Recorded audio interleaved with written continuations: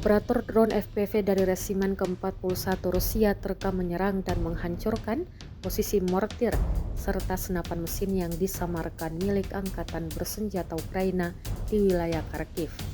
Rekaman momen serangan tersebut diunggah di Telegram pada Jumat 28 Februari 2025. Tampak beberapa serangan presisi yang menghantam target-target strategis Ukraina. Serangan tersebut diklaim berhasil menetralisir posisi pertahanan lawan, membuka jalur bagi pasukan Rusia di sektor tersebut.